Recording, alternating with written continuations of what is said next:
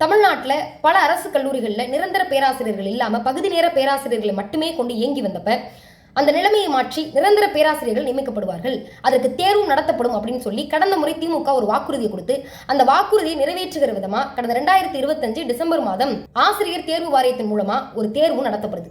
அந்த தேர்வினுடைய முடிவுகள் வெளியிடப்படுவதற்குள் தமிழ்நாட்டில் ஒரு ஆட்சி மாற்றம் நடக்குது.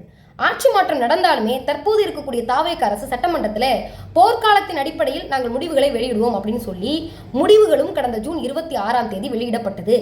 எல்லாம் கரெக்டாக தானே நடந்திருக்கு. இதில் என்ன பிரச்சனை அப்படின்னு கேட்டால் அந்த தேர்வு முடிவு தான் பிரச்சனையே. அந்த தேர்வு முடிவுகளை பார்க்குறப்பவே அதில் நிச்சயமாக ஏதோ ஒரு குளறுபடி முறைகேடு நடந்திருக்கு அப்படிங்கிறத நமக்கு தெளிவுபடுத்துது. ஏன் அப்படின்னா அந்த தேர்வினுடைய மார்க் ஸ்ட்ரக்சர் எப்படி இருக்கும் அப்படின்னா MCQக்கு ஒரு 150 மதிப்பெண், பார்ட் 2ல விரிவாக கட்டுரை எழுதுவதற்கு ஒரு 50 மதிப்பெண், எக்ஸ்பீரியன்ஸுக்கு ஒரு 15 மதிப்பெண், இன்டர்வியூக்கு ஒரு 15 மதிப்பெண், இப்படிதான் அந்த மார்க் ஸ்ட்ரக்சர் இருக்கும். இதுல MCQல 150க்கு 100க்கு மேல மதிப்பெண் எடுத்தவர்கள் பார்ட் 2ல அதாவது SI செக்ஷன்ல சுழியம் அதாவது 0 மார்க் எடுக்கிறாங்க. இதற்கு அப்படியே நேர்மாறா MCQல 150க்கு வெறும் 50 49 மதிப்பெண் எடுத்தவங்க பார்ட் 2ல 50க்கு 50 49 மதிப்பெண் எடுக்கிறாங்க. இதை விட சந்தேகம் எங்க ரொம்ப அதிகமா வந்தது அப்படின்னா பார்ட் 2ல திராவிட இயக்கத்தின் சாதனைகளை எழுதுவதற்கு ஒரு கேள்வி கேட்கப்படுது.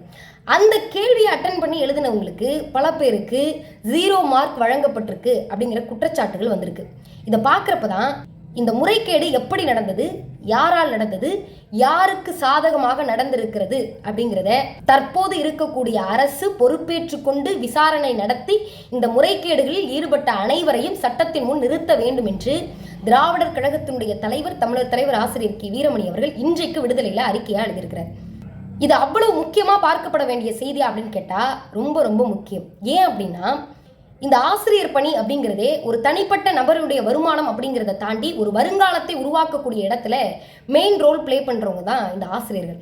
அப்படிப்பட்ட ஆசிரியர்கள் நியமனத்திலே இப்படி ஒரு முறைகேடு நடக்குது அப்படின்னா எதிர்காலத்தினுடைய நிலைமையை யோசிச்சு பாருங்க. நிச்சயமாக தமிழ்நாடு அரசு விரைந்து விசாரணை நடத்தி முறைகேடுகளில் ஈடுபட்டவர்கள் தண்டிக்கப்பட வேண்டும்.